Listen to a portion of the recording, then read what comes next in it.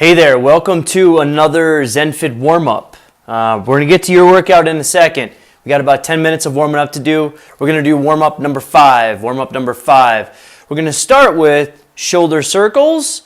The way that I want you to do these shoulder circles are leading with your hips. So your hip bone, as you're straddled here, your hip bone is going to kind of throw your body forward.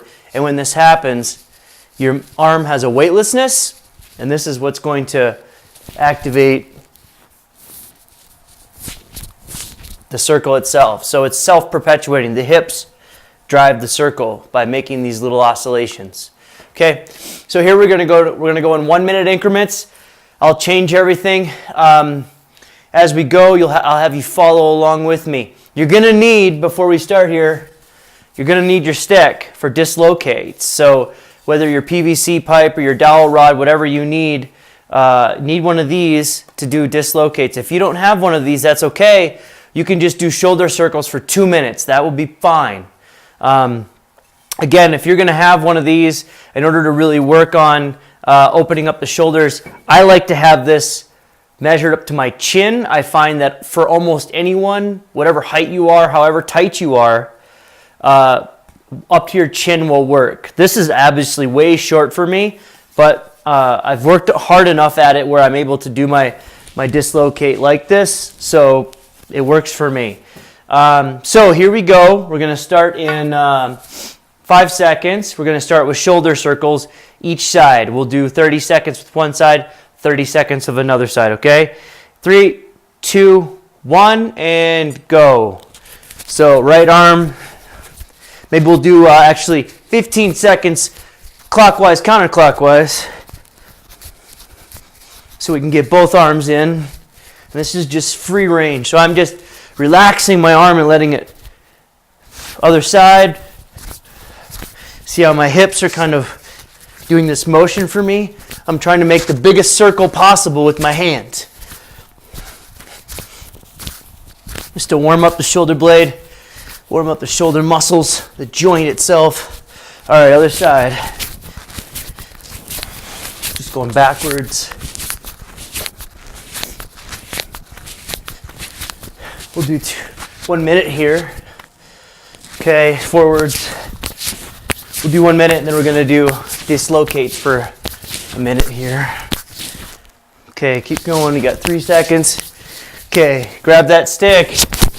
And we've got dislocates. Now how I want you to do this is you're going to have straight elbows the whole time, and you're just going to go back far enough where you start feeling resistance. Now my right shoulder is really tight right now, so I'm actually feeling a little bit of discomfort, aka some pain, right about here. So if I can go all the way down here without pain, I will.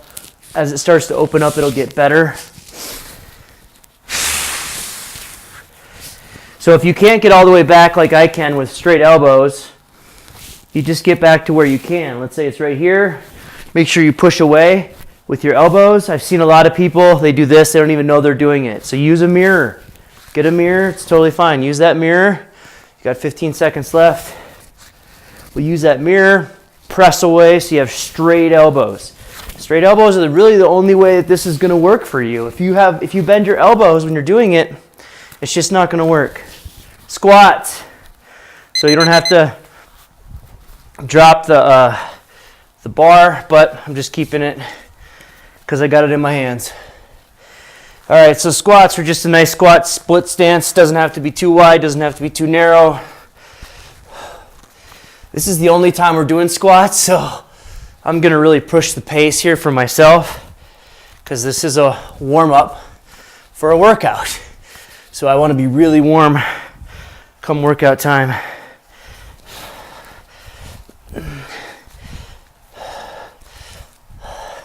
I like my hands up because it keeps my chest up. We have 15 seconds left, and then we have up down dogs. 15 seconds. And then up down dogs. Make sure you're squatting through the heels, not just squatting through the toes. Okay, up down dogs. Going from down dog, cycling through up dog, and then back,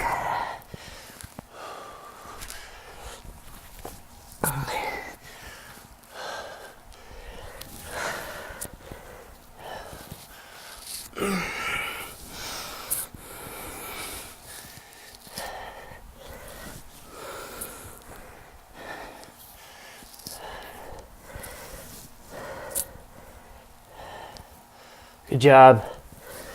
Just right now I'm focusing on getting my down dog with my shoulders back, so really getting my chest to the ground and keeping my legs even. 15 seconds left here. And then we got front warrior with the left leg forward. All right, let's go up. Go to the front of the mat here. Right leg back. And we're just holding this warrior position here.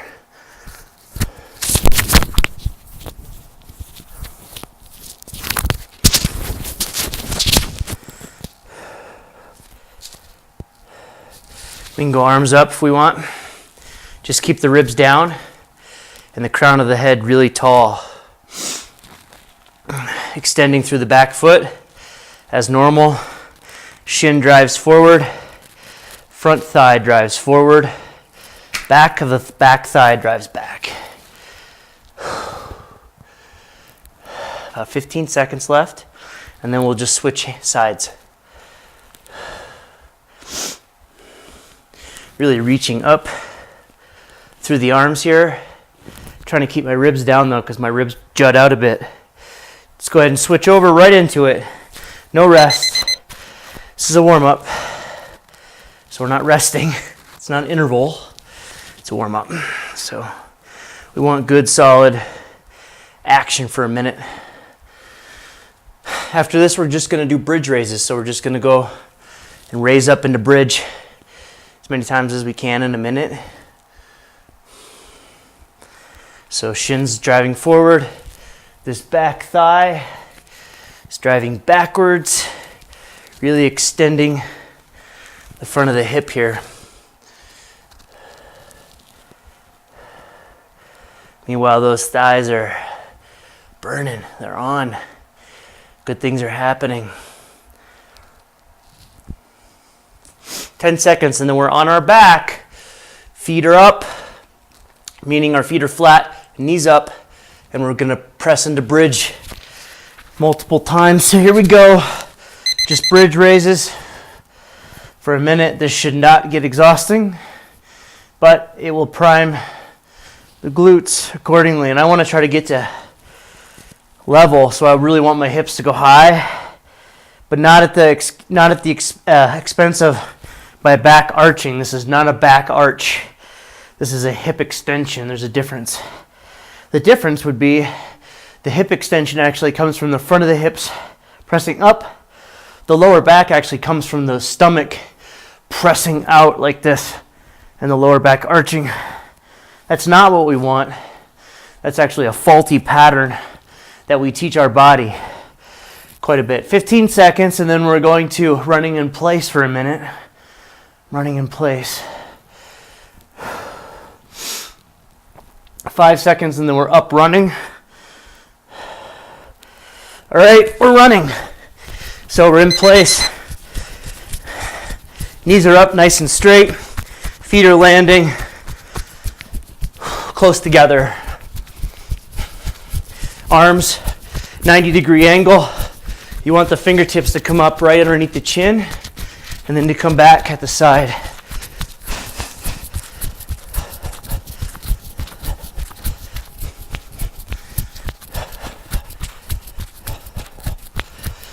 "30 seconds. And then we've got wide leg forward flexion.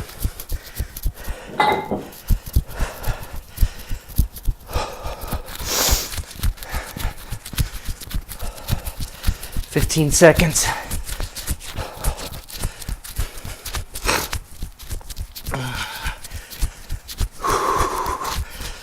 All right, 5, 3, 2, 1. Wide leg forward flexion. Shins drive forward slightly.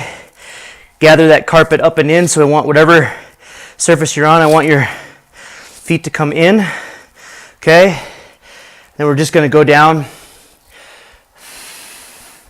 Keep that back straight, and then back up. Just repeats here. Nice and easy. I've already wasted 20 seconds trying to get you in the position. So we've got to do our repeats, really press the hips forward. When we come up, keep the back nice and straight. Butt goes straight back. When we go back, so the knees do not bend. They stay slightly bent. Shins are driving forward, inner thighs coming in, pressing forward. 10 seconds, and then we go to our dislocates again. So grab your stick, and you're gonna press out. Okay, so here we go. You're gonna press out. What that means, you're gonna start back here on the traps, press straight back. For a minute, trying to keep everything straight. Now what you could do is press against a wall. So as I make contact with the wall, I can tell, am I down low? So am I pressing down here? Am I pressing up here, thinking I'm pressing here? This actually takes some practice to learn what is shoulder height. Am I pressing straight back or not? So that's the thing that I try to get people to focus on, is feeling whether it's straight back or not. And if it's not enough stretch, you can walk your hands in, and then it'll no doubtedly increase your activation through the chest and the arms and open up those shoulders. 10 seconds left and we are done, folks. Good job on this warm-up. Hope you enjoy your workout. This is warm-up number 5, and I will see you on the other side of your workout for a cool down. So enjoy.